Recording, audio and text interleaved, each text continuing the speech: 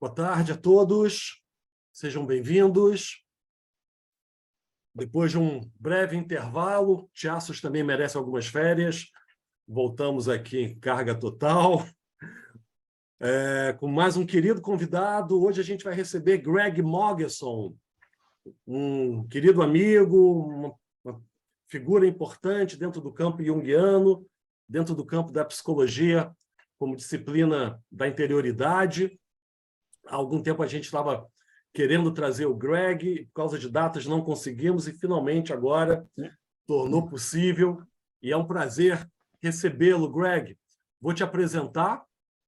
Greg Mogeson, ele é psicoterapeuta, psicanalista junguiano, com prática clínica em London, Ontário, Canadá.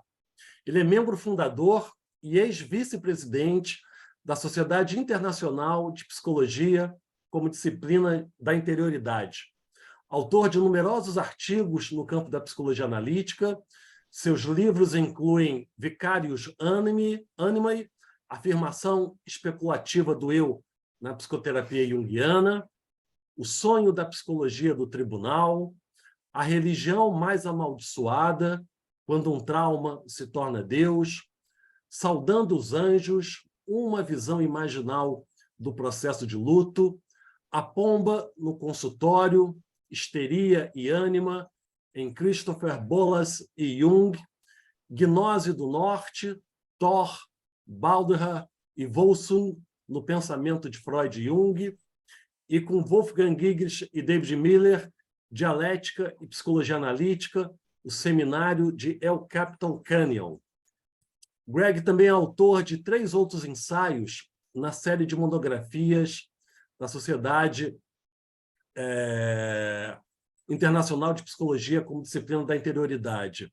O Abandono do Dever e o Surgimento da Psicologia, conforme refletido no caso de Lord Jim, de Conrad, Aquele Vislumbre de Verdade que Você Esqueceu de Pedir, e, finalmente, Interiorizando o Cão de Hilke como divino em si mesmo. Esse é o último livro do Greg, Vicarius Animae, acho que é a publicação mais recente. Estou apenas trazendo aqui algumas capas dos livros. Esse livro é um livro fundamental, onde o Greg e o David Miller trabalham junto com Wolfgang Giges nos seminários El Capitan. Esse que é um livro muito interessante, né, Greg, da mitologia nórdica, onde ele analisa a mitologia nórdica a partir do pensamento de Freud e de Jung. O meu preferido, a Pomba no Consultório, com Christopher Bollas, comentando Christopher Bollas, Histeria e Ânima em Bollas e Jung. Bom, é um pensador contundente, muito bem articulado, profícuo, uma produção incessante. Greg, um grande prazer te receber. Há muito tempo que eu queria te trazer para o Tiaços. Que bom que nós conseguimos arrumar uma data. Sinta-se muito bem-vindo. Prazer te receber. A palavra é sua.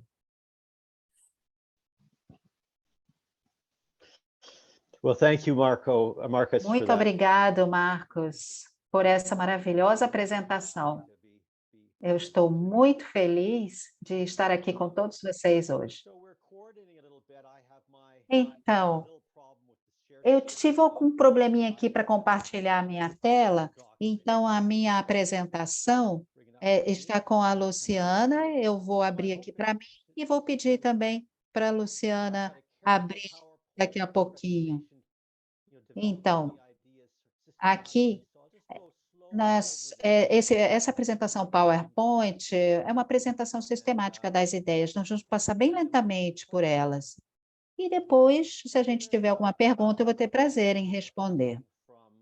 Então, esse aqui é uma luminura da alquimia e é do livro de Jung, Psicologia e Alquimia. Esse aqui é uma imagem bastante inspiradora para a nossa apresentação, que é o lobo, o rei, o velho rei, e aqui nós temos um rei sublimado, né, na sublimação dessa prima matéria. Nós vamos explorar essa imagem. A minha apresentação, de certa forma, está contida aqui nessa imagem. Então, eu estou aqui pensando em como tem alguma coisa que está comendo você. E tem um filme, né, americano, que é O que está comendo Gilbert Grape, que é justamente falando do sintoma da negação. Então, vamos para o slide 2 agora. Pode passar, Luciana. Nessa apresentação, eu vou mostrar algumas passagens de vários autores que estão trabalhando com essa ideia central da psicologia como disciplina da interioridade. Alguns de vocês podem estar familiarizados, né, colocando, na verdade, esses conceitos um ao lado do outro, sendo lidos um à luz do outro, faz com que a gente tenha uma ideia mais acentuada e mais profunda da pertinência no que diz respeito à psicologia com alma. Então, agora vamos para o slide número 3. Eu começo com uma passagem de Jung. Nós temos aqui os problemas que nos levam a um estado de orfandade e isolamento, onde somos abandonados pela natureza e somos levados à consciência. Não há outro caminho aberto para nós. Somos forçados a recorrer a decisões e soluções conscientes onde antes confiávamos nos acontecimentos naturais. Todo problema, portanto, traz a possibilidade de uma ampliação da consciência, mas também a necessidade de se despedir da inconsciência infantil e da confiança na natureza. Então, eu gostaria de dar um momento para vocês para refletirem sobre essa citação. E agora, nós podemos passar para o slide número 4. Citada em nosso contexto, essa passagem tem a ver com o que chamamos de negação, por um lado, e diferença psicológica, por outro. Os problemas que surgem em nossas vidas e com os quais às vezes procuramos a terapia podem ser concebidos como muitas e tantas negações. Vamos para o slide número 5. A negação é uma questão que envolve posições que foram assumidas, suposições e crenças que foram mantidas, que não mais se sustentam, mas sim se mostram autocontraditórias. S. over T. Carroll, Head over Heels. Nossas visões e posições, se simplesmente não recuarmos e nos colocarmos contra a sua negação, cairão sobre si mesmas, isto é, nós vamos tentar de tudo para conseguir concepções novas e revisadas em função dessa necessidade. Então, esse S over T, Carroll, significa head over heels, as nossas visões e posições. Se nós não lutarmos contra a negação, de alguma forma, elas não vão entrar em concepções novas e revisadas, porque justamente nós temos a necessidade de perceber que as coisas não são como pensávamos. Então, nós podemos pensar nessa conexão entre o corte negador, que nos ritos de passagem era dado aos iniciados na idade adulta. Esses cortes, como Gigres comentou, transmitem a esse iniciado a percepção de que a vida não é o que ele ou ela infantilmente desejou ou quis que fosse, mas sim o que ela é. Precisamos abordar os problemas dessa maneira também, como se fossem os cortes pelos quais a consciência entra num processo de iniciação em determinações mais ponderadas e abrangentes de si mesmo. Então, uma iniciação, normalmente na juventude, é frequentemente demonstrada com um corte. Eu acho que tem algumas conformações católicas, como, por exemplo, né, o tapa na cara, que contém a ideia que nós pensamos de que a vida não é o que você quer que ela seja, mas simplesmente o que ela é. E isso é parte da iniciação para a vida adulta, para entrar na vida adulta. Então, eu pensei em ler para vocês, por exemplo, jovens, adolescentes que sofrem do problema de autolesionismo, né, de se cortarem, nós podemos pensar que eles estão, de alguma forma, infligindo dor para, de alguma forma, objetificar a emoção. Então, tem essa ideia do corte iniciatório, que justamente as crianças e os jovens de hoje não estão tendo acesso mais. Então, agora nós vamos para o slide número 7. A consciência se torna autoconsciência ao justamente tomar consciência de suas contradições. Ao conhecer seus limites, nessa medida os transcende. Como Jung apresentou numa carta, isso é o slide número 8, por favor. Ele diz: se um homem é contradito por si mesmo e sabe que ele se contradiz, ele é individuado. Se um homem é contradito por si mesmo e sabe que ele se contradiz, ele é individuado. E isso está em consonância com a ideia de Jung da compensação do inconsciente. A compensação seria uma forma de negação. Então, nós somos expostos a essas negações. A nossa atitude, de certa forma, ela é alargada. Próximo slide, número 9. Isso é do poeta Rilke, de uma carta, acredito. Ganhar não é o que tenta aquele homem. É assim que ele cresce, sendo derrotado decisivamente por seres cada vez maiores. Então, ganhar não é o que tenta aquele homem. É assim que ele cresce, sendo derrotado decisivamente por seres cada vez maiores.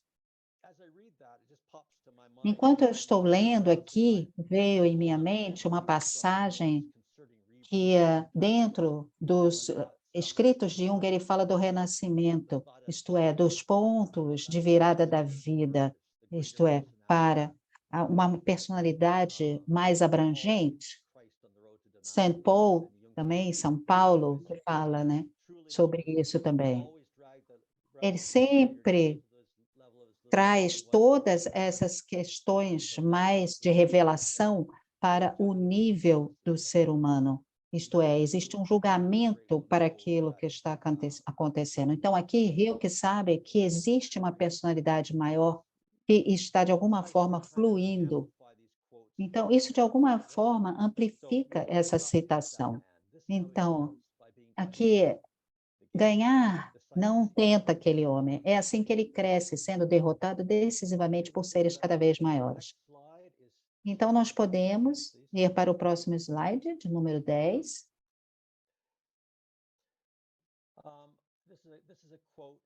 Essa aqui é uma citação do Ion, volume 9. E aqui é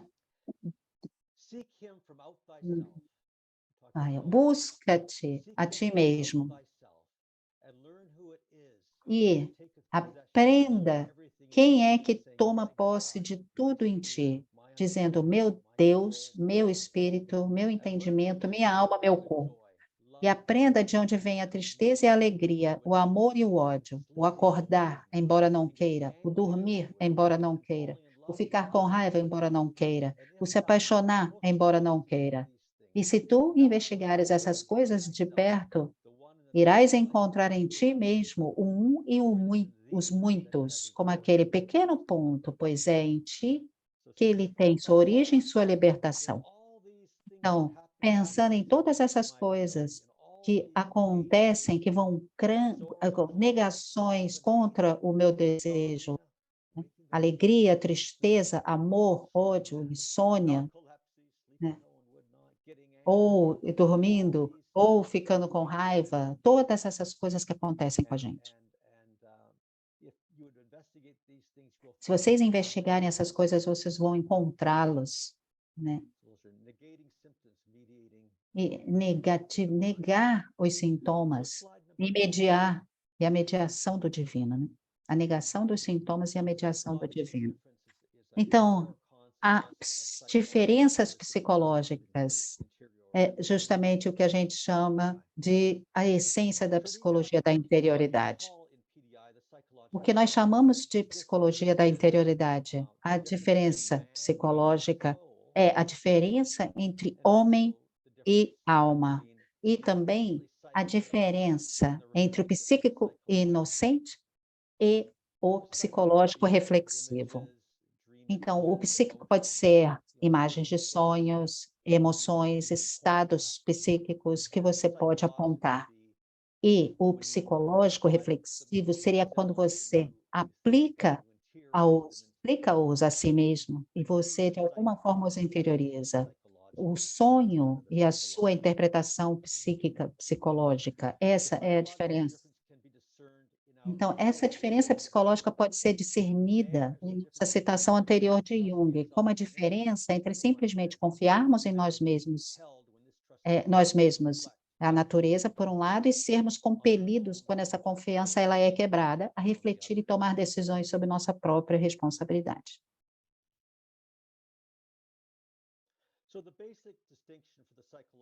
Então, a distinção básica da psicologia da interioridade e dessa diferença psicológica e negação é que existem diversas formas de conceitualizar essa diferença. Para Jung, é o que ele chama de psicologia arquetípica, ele fala do ponto de vista do ego e do ponto de vista da alma. Essa também é outra forma de pensar na diferença psicológica. Então, agora nós estamos no slide número 12. Nós temos dois termos importantes em jogo, tá? É a negação e a diferença psicológica. Com essa nossa citação de Jung em mente, nós vamos acrescentar algumas referências adicionais de outros autores, que, quando lidas umas em relação às outras, servem para trazer à luz ao que eu gosto de chamar de gancho especulativo da psicologia.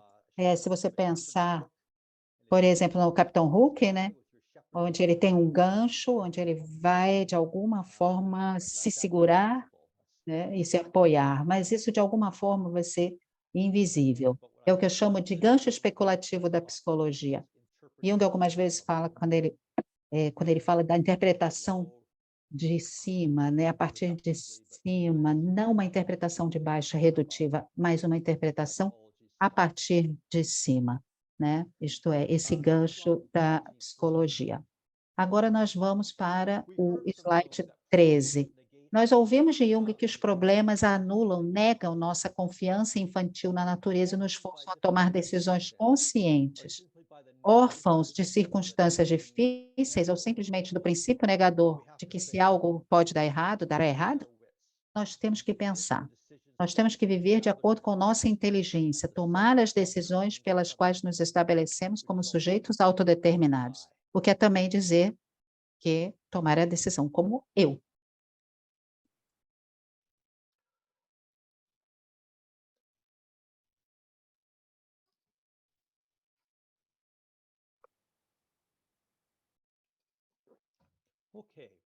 Muito bem. Agora, nós vamos para o slide 14.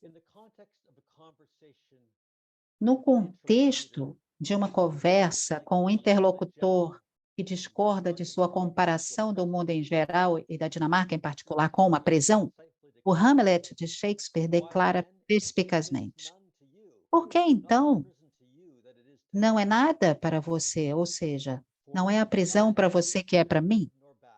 Pois não é nada bom nem ruim, mas somente o pensamento que os tornam assim. Então, não há nada que seja bom ou ruim, mas sim um pensamento que os tornam assim. Então, essa citação de Shakespeare é mais pertinente ao nosso tipo de psicologia cognitiva. Nada é bom nem ruim, exceto quando um pensamento o torna assim. Colocando isso nos termos da nossa psicologia, podemos dizer que, de acordo com isso, que toda percepção é a percepção, ou, mais uma vez, que tudo é suprimido desde o início, né? Com isso quer dizer que tudo é função do já existente, mas talvez ainda por ser explicitado, o conceito com o qual existe. Então, nossos sentimentos e nossas emoções, nós podemos dizer que seja algo muito, digamos, cru, mas já está na nossa linguagem. Nós temos todos os tipos de sentimentos e estados emocionais que são psíquicos, mas, de certa forma, eles já são psicológicos. Eles já estão sendo dados onde nós vivemos, na cultura em que nós vivemos. Então, eles já são psicológicos.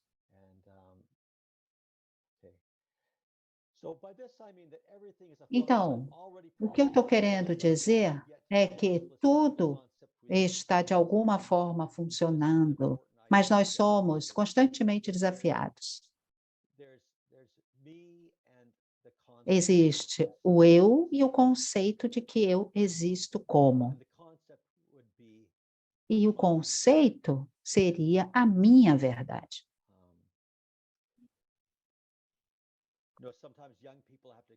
Algumas vezes, os jovens precisam se esconder atrás da verdade de que eles agora são adultos independentes, eles precisam se esconder por trás dessa concepção. Ou algumas vezes um estudante universitário que ainda vai ser um adolescente imaturo, não mostrando, não fazendo seus deveres, etc., e ele se coloca atrás do fato dessa verdade, que ele existe como estudante, né? Esse é o conceito, é a verdade deles, de estarem ali numa escola, numa universidade, mesmo que eles sempre encontram razões para não fazerem os seus trabalhos, por conta de todo tipo de ansiedade, todos os tipos de desculpas. O conceito de que eles existem como estudantes está por trás disso, fazendo com que eles tenham todos os tipos de reclamações psicológicas e dificuldades psicológicas. Agora nós vamos para o slide 16. Levando isso um pouco mais fundo, à luz da versão da diferença psicológica que nosso adágio de Shakespeare implica, poderíamos dizer que, enquanto o bem e o mal correspondem às preocupações e valorações existenciais do ego, orientado para a sobrevivência e o prestígio, o pensamento de que esses, quando compreendidos mais profundamente, são relativizados e substituídos por um correspondente, que é a alma. Algo correspondente à alma. Então, dentro da diferença psicológica que Shakespeare está implicando, nós podemos dizer que, enquanto o bem e o mal correspondem às preocupações e valorações existenciais desse ego orientado para a sobrevivência e o prestígio, e se nós pensarmos que nós teremos, né, esse pensamento, que vão ser compreendidos e relativizados e substituídos por um correspondente, que é a alma. Então, agora nós vamos para o slide 17. No curso de nossas vidas, nós somos constantemente desafiados por problemas. Então, as negações, elas são onipresentes. Ela é uma característica regular da nossa existência. Em outra linha da mesma peça, Shakespeare se refere às flechas da fortuna ultrajante, os 1000 choques naturais dos quais a carne é herdeira, os chicotes e os escárnios do tempo, o erro do opressor e as dores do amor desprezado.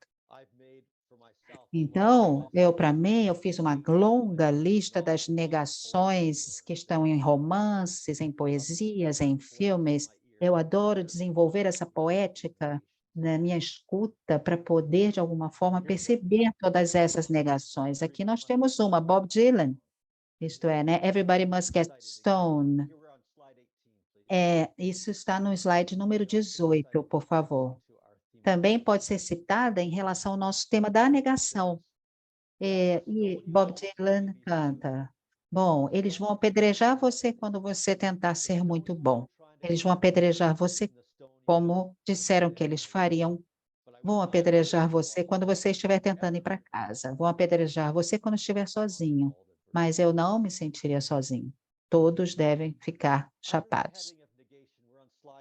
né? Então, agora nós estamos também no tema da negação, no slide 19.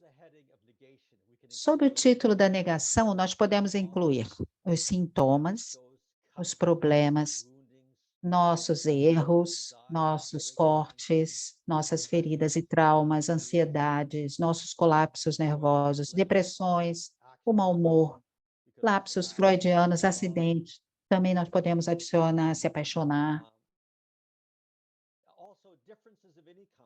E outras diferenças de qualquer tipo são negações. Também um feedback crítico, pontos de vista de outras pessoas que são diferentes, que desafiam os nossos pontos de vista, esses também são negações.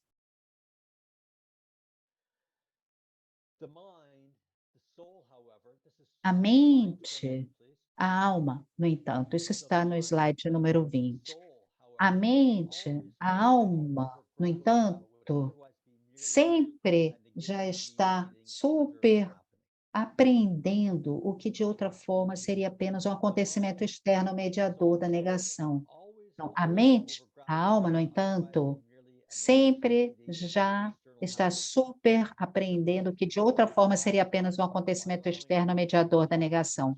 Supracitadamente dá origem a si mesma ao se permitir ser ensinada por tais negações, como pensar em um espírito mais abrangente, ou seja, inclusivo das anomalias.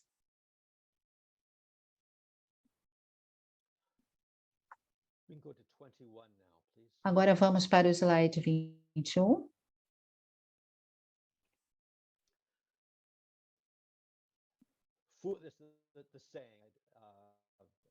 Esse aqui é parte, né, de uma expressão idiomática inglesa, isto é, me engane uma vez, que vergonha para você. Me engane 2 vezes, que vergonha para mim. Então, temos que aprender a ouvir esse ditado em todas as situações, como uma declaração da alma sobre si mesma.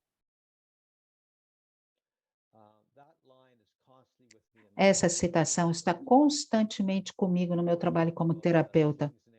As pessoas falam, né, de todas as coisas que acontecem nas suas vidas,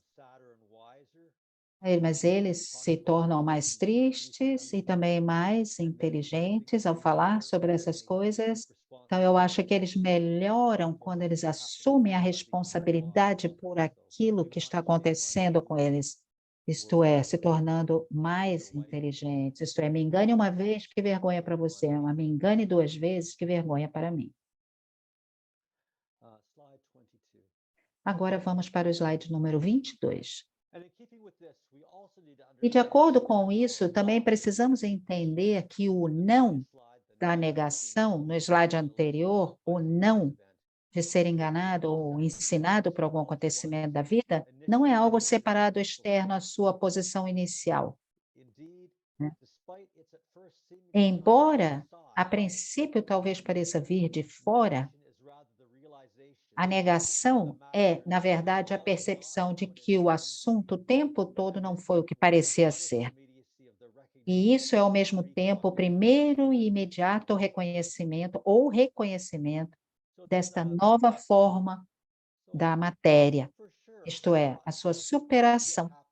Então, muitas coisas ruins acontecem, muitas negações acontecem, essa é a visão ordinária. Mas como terapeutas e analistas, nós queremos escutar essas coisas também como autonegação.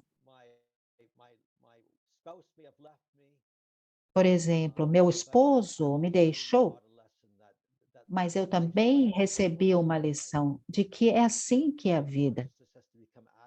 E a minha consciência precisa se adequar à vida, aprender com a vida. Então, essa forte negação pode ser conceitualizada como uma autonegação. Nós não somos mais ingênuos depois que nós integramos a negação. So I really want to get across the idea that Então, eu quero passar aqui a ideia que nós estamos falando da negação, não só de fora, mas a autonegação de uma atitude que o indivíduo assume. A autonegação, apesar de ser mediado com frequência por aquilo que parece ser uma negação negação externa, psicologicamente, nós estamos tentando pensar como uma autonegação, isto é, quando uma pessoa que é ingênua e acaba sendo, de alguma forma, impedida por acontecimentos da vida. Então, agora nós vamos para o slide 23. Como Jesus dos apócrifos cristãos, dos Atos de João, declara: você ouve que sofri, mas não sofri. E que não sofri, mas sofri. E que fui transpassado, mas não fui ferido. Que fui enforcado, mas não fui enforcado. Que aquele sangue jorrou de mim, mas não jorrou. E em uma palavra, que o que eles dizem de mim, eu não suportei. Mas o que eles não dizem, essas coisas eu sofri. Agora, o que são, eu secretamente vou mostrar a você. Você deve me conhecer, então, como o tormento do Logos, a perfuração do Logos, o sangue do Logos, o ferimento do Logos, o fascínio do Logos. Então, essa é uma passagem maravilhosa, porque aí está a diferença psicológica entre o primeiro sentido de sofrimento e o segundo sentido de sofrimento. Então, agora, nós vamos para o slide 24. Anteriormente, eu defini a diferença psicológica como a diferença entre o ego e a alma, ou ainda como a diferença entre o psíquico e o psicológico. Na afirmação atribuída a Cristo no slide anterior, distingue-se mais uma vez a diferença psicológica, dessa vez como a diferença entre o sofrimento empírico, por um lado, e o logos, que também é capaz de sofrer, por outro lado. Então, eu diria que essa segunda sensação de sofrimento corresponde ao que queremos dizer quando estamos falando que a verdade dói, ou novamente quando sofremos de um sentimento de injustiça ou somos perturbados por nossos ideais e valores, por eles terem sido ofendidos. O sofrimento do Logos. Agora vamos para o slide 25. Então, agora é importante não interpretar o que acabei de chamar de empírico e lógico como estando um fora do outro em uma relação externa. Continuando uma tradição que pode ser rastreada através de Hegel e Aristóteles, até Parmênides e sua grande afirmação. Pensar e ser são o mesmo. Devemos considerar o lógico, o logos, como sendo a verdade do empírico, assim como o empírico é a realidade do logos, do lógico e do ideacional. Então, nós não podemos pensar que o lógico é a verdade, profundidade, o empírico. Nós, na verdade, temos que ter esse, como sendo a verdade do empírico, assim como o empírico é a realidade do lógico ideacional. Por favor, Rita, feche o seu microfone. Então, isso é ilustrativo de uma unidade bastante contraditória entre pensar e ser. Isto é, é preciso e é necessário questionar se os nomes com os quais pensamos estão de acordo com as coisas ou situações que eles deveriam definir, ou ao contrário, se as coisas e situações estão de acordo com os seus conceitos. Então, várias vezes nós descobrimos que nomes que antes eram adequados têm apenas um caráter inverídico de rótulos que foram colocados. Rótulos que antes eram apropriados, mas que agora estão se desfazendo. Sentindo isso, nós damos uma certa mexida nos rótulos. E eis que é como se não apenas os rótulos estivessem sendo modificados e retirados, mas um tapete fosse puxado por baixo de todas as coisas e situações que pensávamos conhecer, né? Tais como são mergulhadas numa não-identidade. Novos nomes são, então, exigidos de acordo com os novos tempos. Eu acho que isso é uma coisa muito importante, pensar na transformação como um problema de redefinição. O que nós consideramos como verdadeiro se mostrando contraditório e não mais verdadeiro, e nós somos levados para, então, criarmos uma nova definição.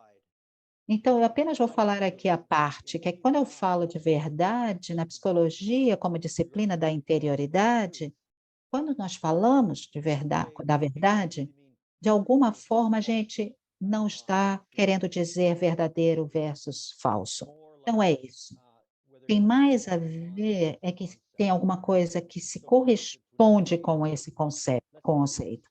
Vamos dizer, por exemplo, falar da experiência da amizade, né? Você está ali com um amigo, ele é um amigo verdadeiro? Algo maravilhoso acontece na amizade e uma coisa horrível acontece quando você é traído por um amigo. Tem algo que se corresponde com esse conceito. Será que ele se está correspondendo ou não a um conceito? Isso que a gente está querendo falar. Então, é um conceito mais redefinido.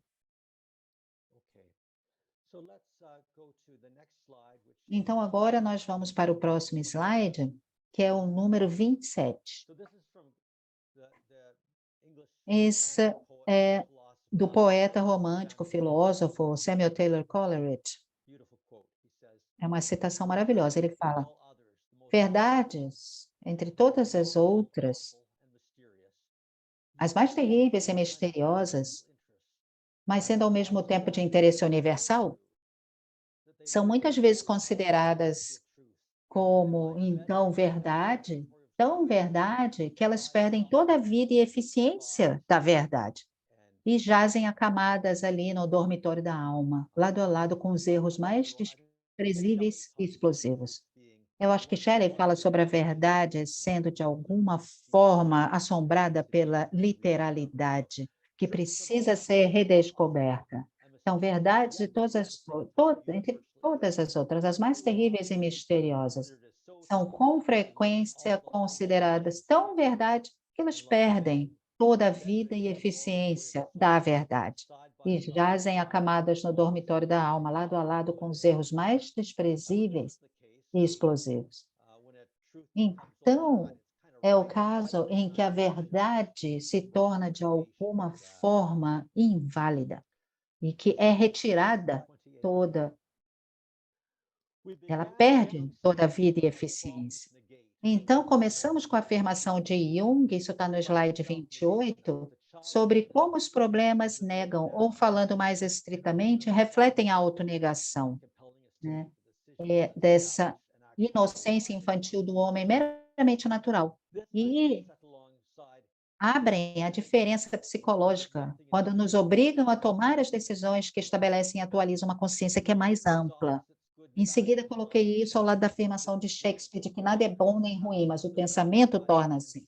Deixando esses opostos bom e mal para trás, uma vez que sua diferença um do outro é superada pelo insight relativizante do que é o pensamento que os torna assim, quero agora passar para algumas articulações mais sutis da dialética da mente, que está pensando, que é pensante da negação. Agora vamos para o slide 29. Jung gosta de citar o ditado de Goethe: o bom é sempre o inimigo do melhor. A dialética de Hegel, do movimento lógico autonegativo, é bem transmitida nesta citação.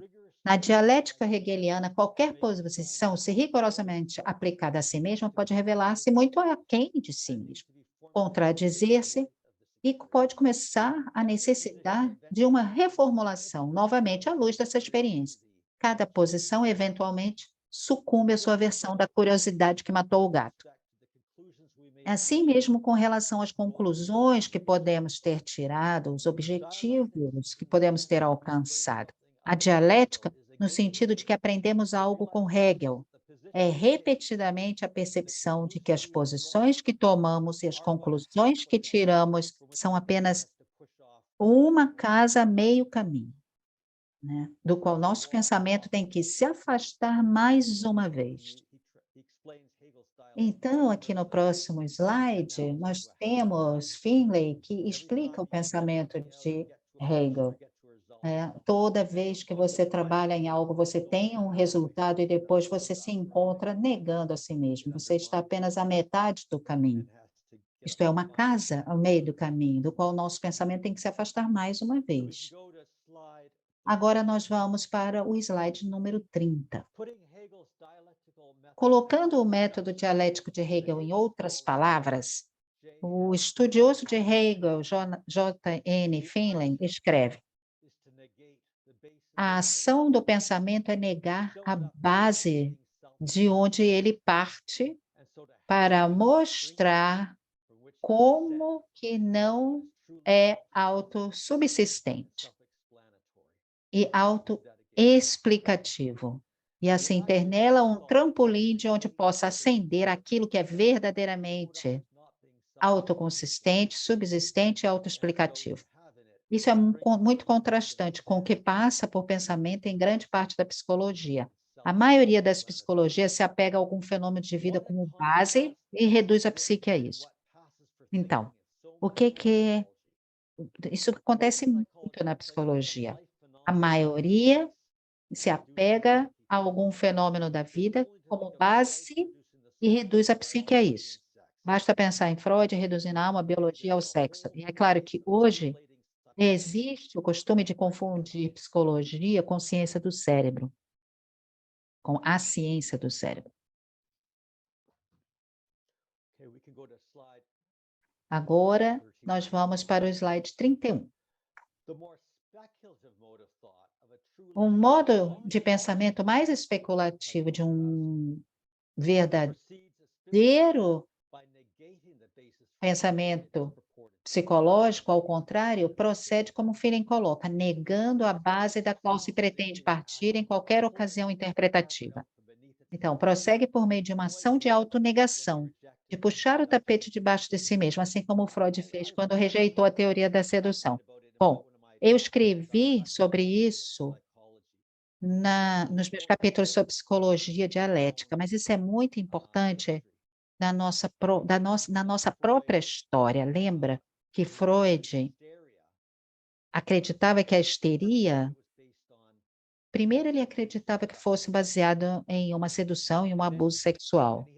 Depois ele percebeu, ele não negou que esses abusos possam ter acontecido, mas ele começou a duvidar que todas as histerias, a soma das histerias, fossem explicadas por essa causa material de um trauma externo sexual. Então, ele começou a duvidar disso.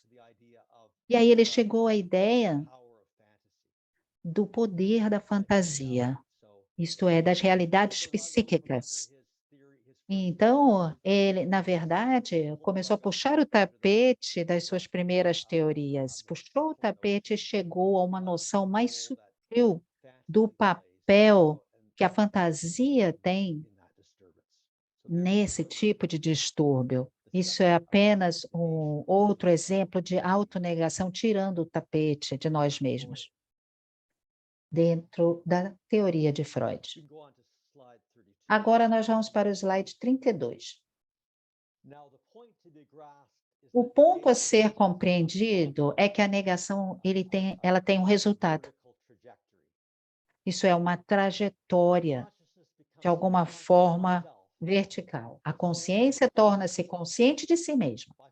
A alma volta para si mesma, encontrando falhas no que inicialmente parecia ser ou em que se baseava ser, tornando-se sujeito de uma forma que não precisa mais ser contraposta a um objeto, que não seja ele mesmo, que a alma afirma sua autossubsistência, ela existir por si só. É o mesmo processo dialético que Jung falou quando escreveu sobre os problemas que nos impossibilitam de seguir o curso natural da vida e nos forçam a nos tornarmos conscientes e a pensarmos. Quando confrontados com o desafio negador de um problema, uma pessoa, um povo, uma sociedade, é compelida a pensar: o que vou fazer? O que faremos agora? Agora vamos para o slide 33.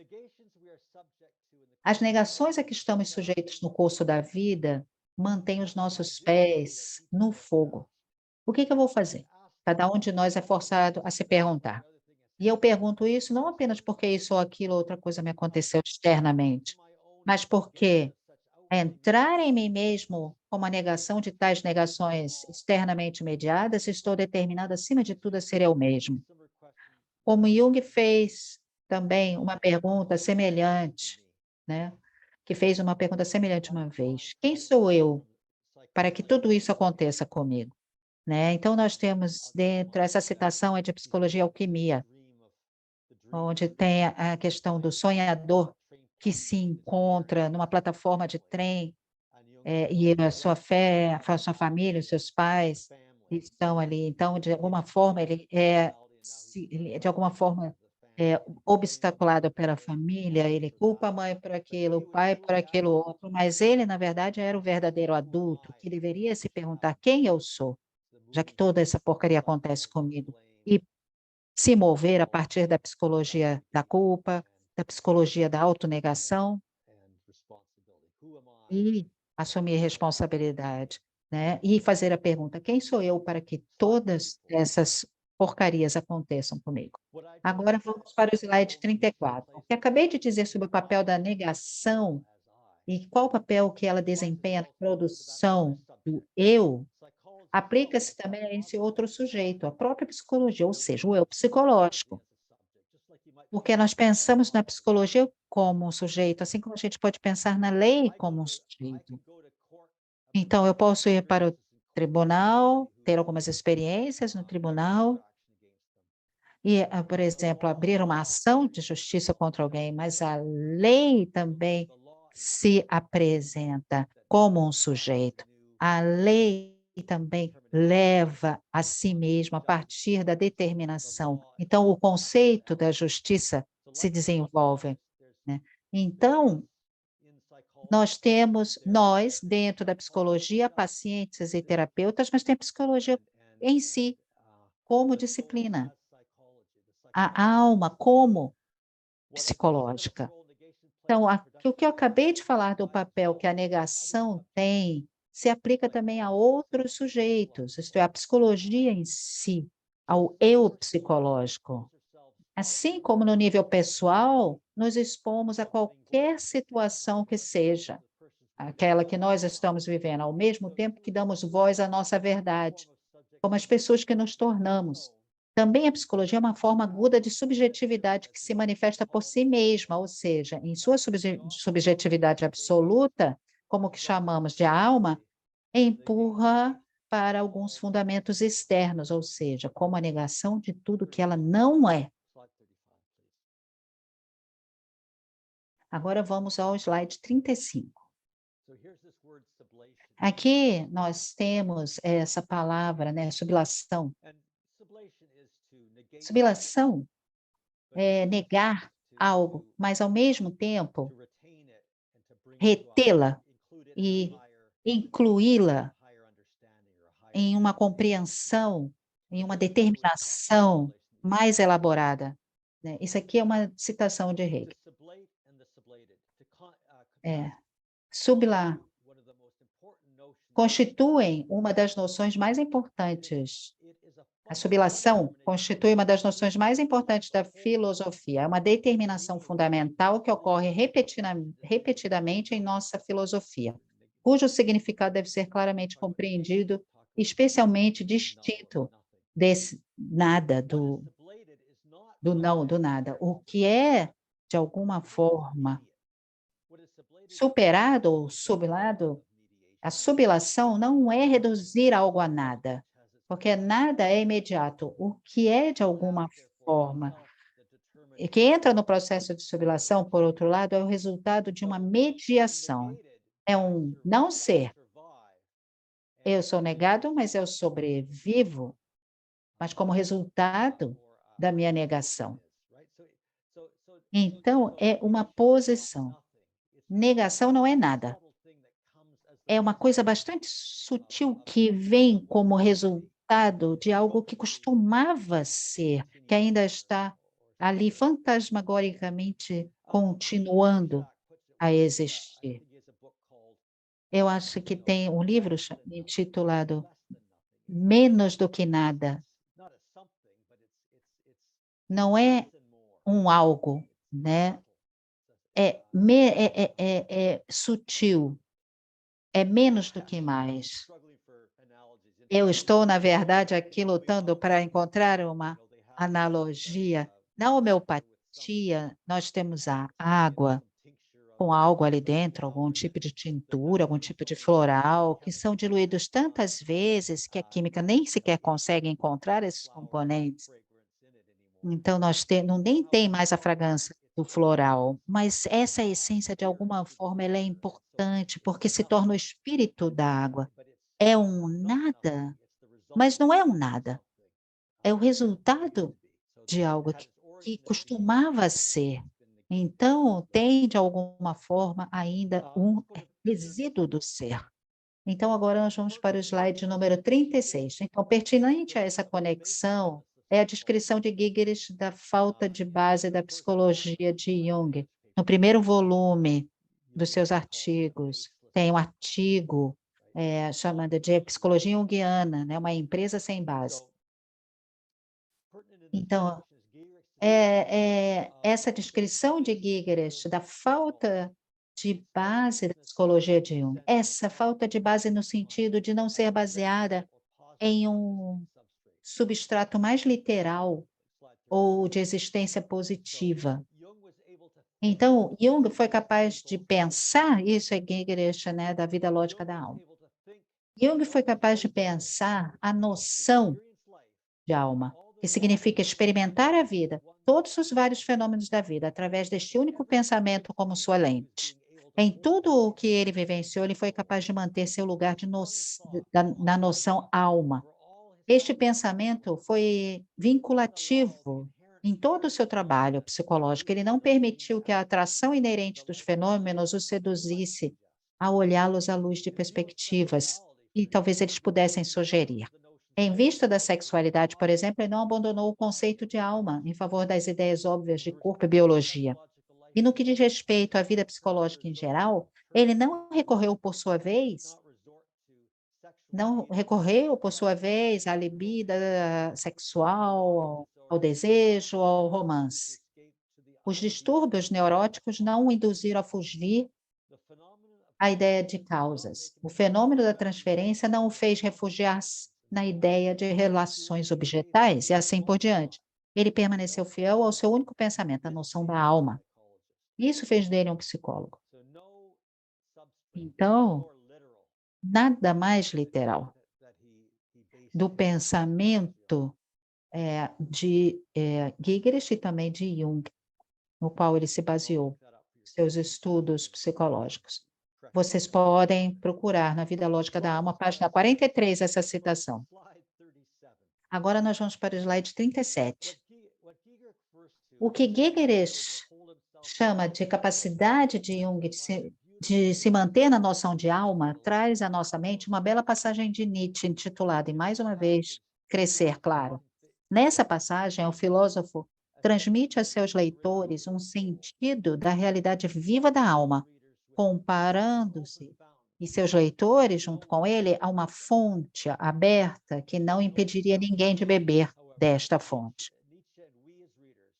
Então, nós, como uma fonte aberta, Nietzsche, nós, seus leitores, nós não temos meios de evitar que nos tornem turvos e escuros pelos transeuntes, não tenham os meios de impedir que a época em que vivemos jogue todo o seu lixo atual, moderno, pós-moderno em nós, ou impedir que pássaros imundos joguem seus excrementos, os seus filhotes no lixo, e que viajantes cansados, né, comecem a jogar as suas misérias grandes e pequenas em nós. Isso também é uma citação de Nietzsche. Agora nós vamos para o slide 38. Então, Gigeres escreve: a psicologia acontece quando há uma mente que, enquanto olha para o mundo interior ou exterior, é capaz de permanecer dentro de si, dentro da mente e das suas noções, ou da sua noção, não dentro da subjetividade privada, das fantasias ou sentimentos. Isso é da vida lógica da alma. Então, deve ser capaz de implacavelmente manter seu lugar na falta de um fundo ou de uma infinitude desse buraco negro que sua identidade interna constitui. Então, isto é, a alma da psicologia, a noção de alma. Então, ver tudo o que há para ser visto, fatos externos, bem como fatos conhecidos por meio da introspecção, exclusivamente dentro dos limites desse espelho. Então, eu posso fazer essa comparação com aquela questão da lei. Giegerich está dizendo que a psicologia é uma prática de noção. Sua noção essencial é a noção de alma. Pensem na noção. E na lei, nós temos essa noção, né? A lei também é uma prática dessa noção, da noção de justiça. Então, as pessoas trabalham ou são regradas a partir dessa noção de justiça.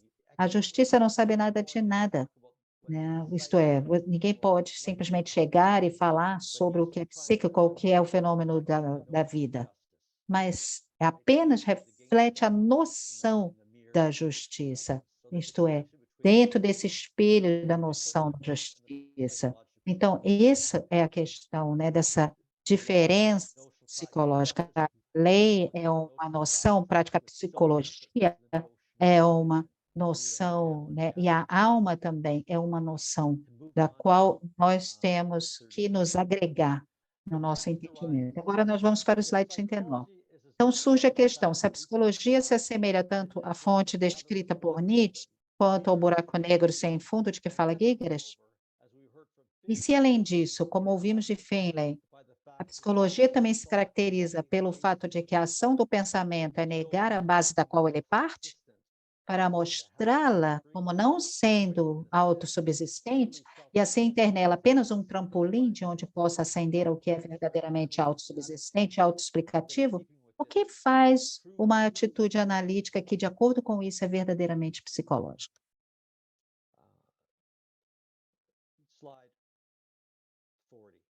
Agora o slide 40. A capacidade negativa. Identificando a qualidade que torna as pessoas. E essa aqui é uma citação, né, de grande realização, por exemplo, a qualidade que ele considera que Shakespeare possuiu enormemente, o poeta romântico inglês John Keats escreveu em uma carta que ele chamou de capacidade negativa.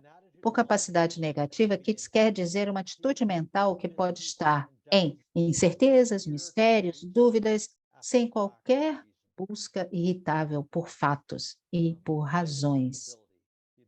Capacidade negativa, isto é, ficar nas incertezas, nos mistérios e nas dúvidas, sem qualquer busca irritável por fatos e razões. Parecido com Jung, que ele diz, tudo o que eu sei vem do meu mestre do não saber, ou vai além. E tem também a passagem de Keats, quando ele fala com todas as sessões, né, que começam com memórias e desejos, esse tipo de coisa. Agora nós vamos para o slide 41. Agora, a atitude do psicólogo também deve ser negativamente capaz. Ele também deve ser capaz de estar nas incertezas, nos mistérios, nas dúvidas, sem qualquer busca irritável por fatos e razões, para que o tópico de interesse ou fenômeno em questão possa ser pensado através dele. Baseado nisso, nós estamos agora atrás de fatos e razões, mas nós estamos querendo algo mais literal, para algum substrato. Isto é, por exemplo, a teoria do apego, esse tipo de tendência redutiva de buscar algo sempre mais literal. Nós queremos, de alguma forma, nos afastar disso. E também Hillman, que trabalhou tanto na desliteralização dos conceitos e das situações. Agora nós vamos para o slide 42.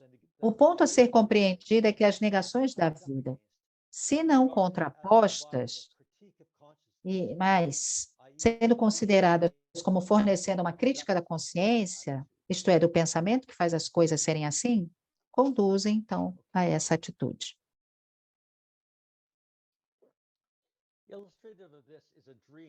Então, vamos ilustrar isso com um sonho.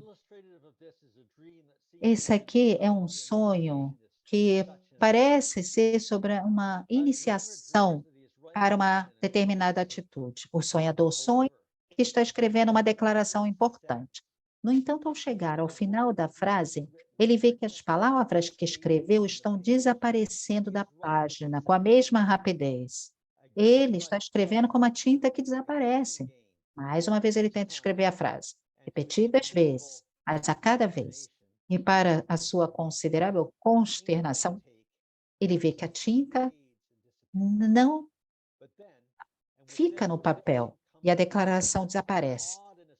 Com isso, o sonho chega ao seu clímax. Ele fica maravilhado e surpreso ao perceber que, embora a declaração resista a ser escrita, o papel em que está escrevendo está se tornando cada vez mais fino. Né, a partir, né, de um papel que era muito mais grosso, vai se tornando cada vez mais fino. Esse aqui, por exemplo, é um sonho, onde a negação se materializa. Então, nós temos também algumas sentenças de Hegel, né, isto é, as sentenças e frases espectrais de Hegel. Então, agora nós vamos para o slide 44. Em seu romance, Lord Jim, Joseph Conrad transmite bem a sutileza da mente que é mediada pela negação, que aqui afirma ser indicativa de uma atitude verdadeiramente psicológica quando escreve. Um homem que nasce cai em um sonho, como um homem que cai no mar. Se ele tentar subir, né, no ar, como pessoas inexperientes tentam fazer, ele se afoga. Né? Não, te digo, o caminho é submeter-se ao elemento destruidor e com os esforços de suas mãos e pés na água fazer o mar profundo, profundo, manter você acordado.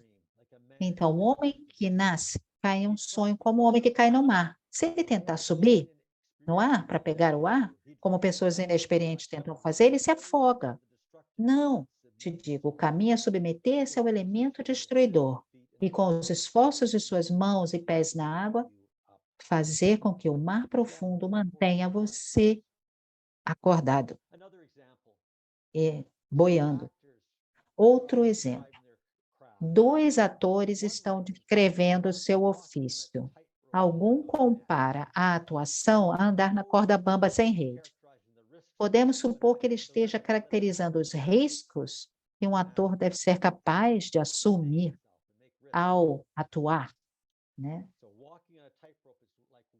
Então, podemos supor que andar na corda bamba é como estar ali atuando sem relaxar. Levando essa analogia um passo adiante, ou como dizemos, interiorizando em si mesmo, o outro ator acrescenta que não é apenas sem rede que nós vamos caminhar no ar, mas também sem a corda bamba. Não é apenas sem a rede que ele vai caminhar no ar, mas também sem a corda. Então, dentro da conversa ordinária, o pensamento dialético é realizado sempre que alguém coloca um ponto mais sutil e mais refinado sobre o que acabou de ser dito. E isso de uma forma que, talvez por ironia, torne mais explícito o que ainda estava implícito na formulação anterior. Isso é do poema de John Keats. Keats diz: melodias ouvidas são doces, mas aquelas não ouvidas são ainda mais doces. Portanto, flautas macias toquem, não para o ouvido sensual, mas, sendo mais amável, cante para o espírito cantigas sem tom. Então, como animais, nós estaríamos ouvindo, né, com o terceiro ouvido. Nós lemos através das linhas, como São Paulo disse. Então, justamente, como São Paulo diz, né, justamente a letra do Espírito é aquilo que nos dá vida. Agora nós chegamos ao 48, quase no final da nossa apresentação. Então, nós temos aqui o resumo dos números de negação até agora. O pensamento negando a sua própria base em uma tentativa de ascender a sua verdade autossustentável, escrevendo com tinta que desaparece sobre um papel que se torna cada vez mais fino. No curso dessas negações reiteradas do enunciado pretendido, O ator sem rede ou corda bamba pisando até o elemento teatral, a urna grega do poema de Keats cantando para o espírito cantiga sem tom. Então, a essa lista eu gostaria de acrescentar uma declaração de Jung. Em outra formulação do que chamamos de diferença psicológica, Jung transmite apropriadamente a sutileza negativa do lado da alma, dessa diferença quando afirma que no discurso psicológico, isto é, na psicologia, nós não estamos falando nada sobre a psique, mas sim a psique que está sempre falando sobre si. No discurso psicológico, nós não estamos dizendo nada sobre a psique, mas a psique está sempre falando sobre si mesma.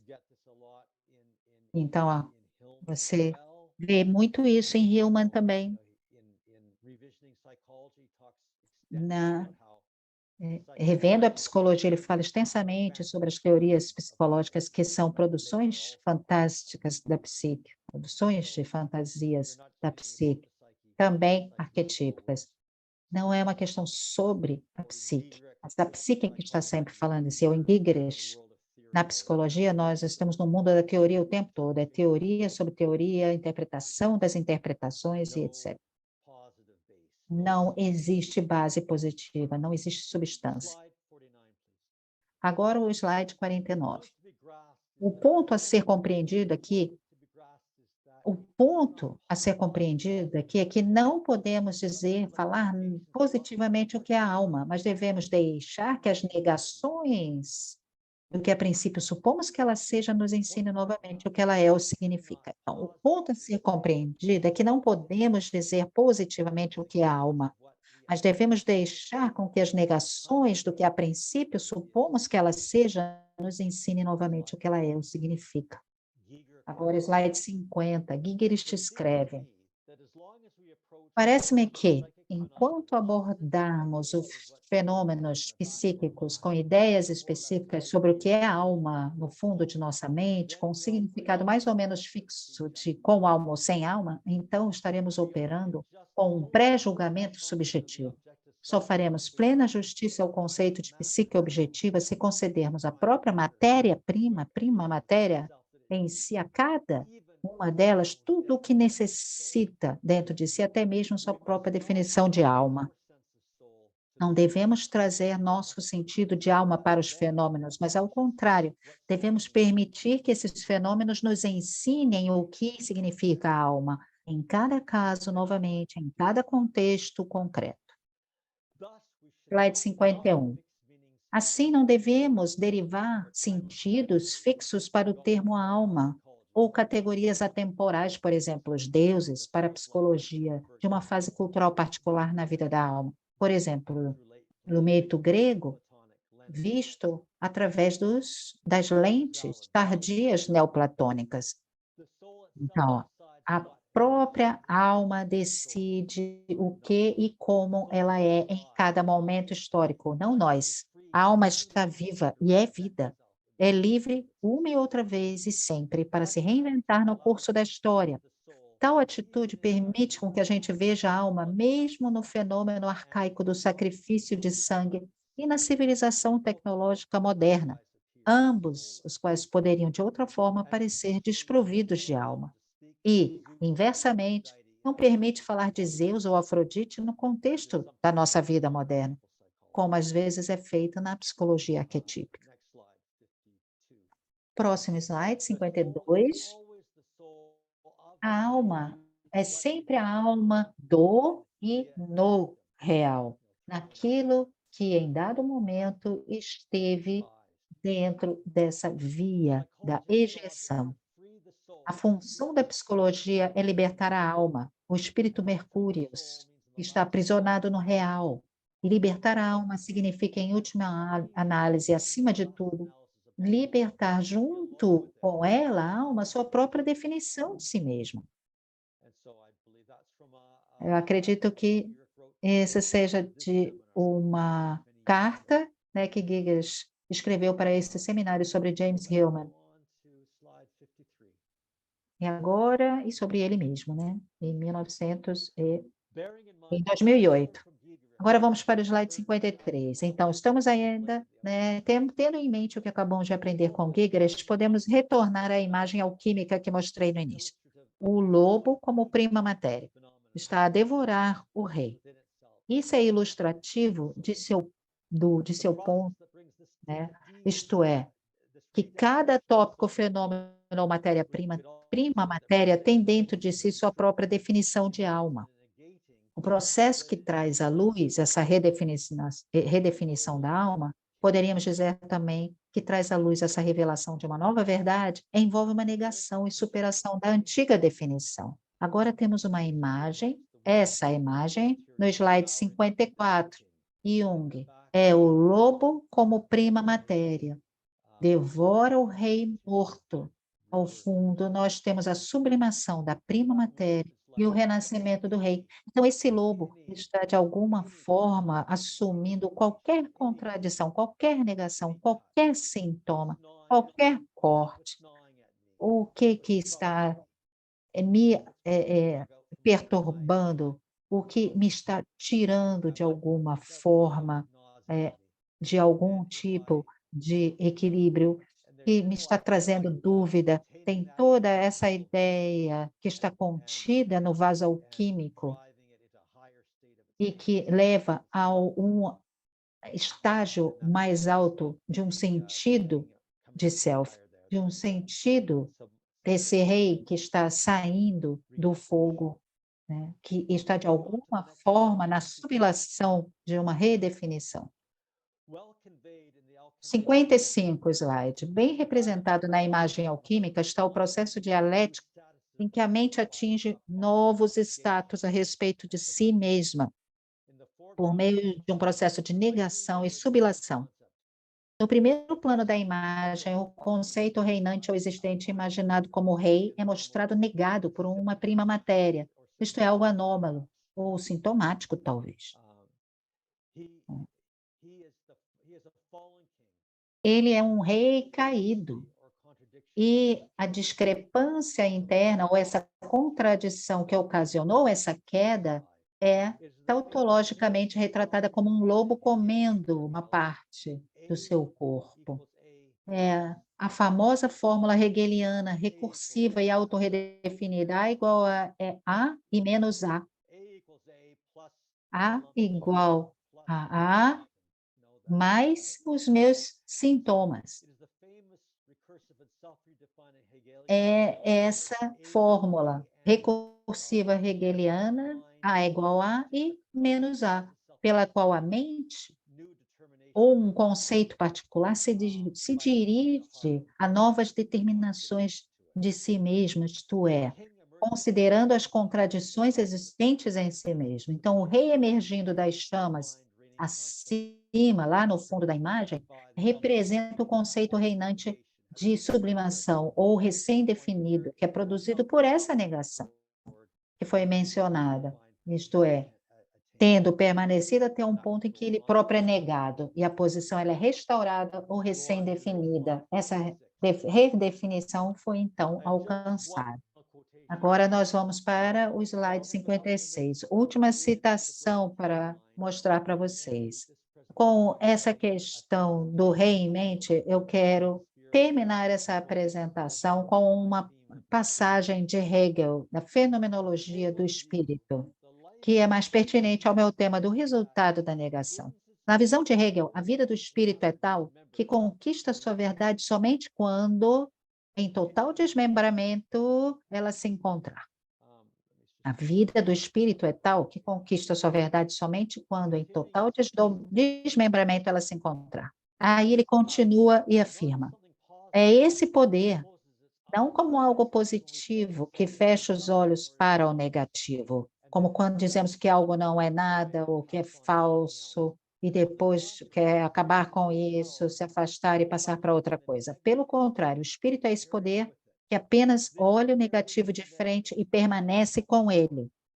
Esta permanência com o negativo é o poder mágico que o converte em ser. Então, essa é uma ideia importante, isto é, carregar o negativo. Hegel define a verdade em algum lugar, ele fala, a verdade é uma coisa que nós nos expomos a essa verdade e nós começamos a pensar sobre ela. É o que ela não é. Então, é importante carregar o negativo, porque leva à verdade, ser desmembrado por aquilo que é. Eu passo por um processo a partir daí de redefinição. Agora, o slide 57. Bom, acho que terminei a minha apresentação aqui.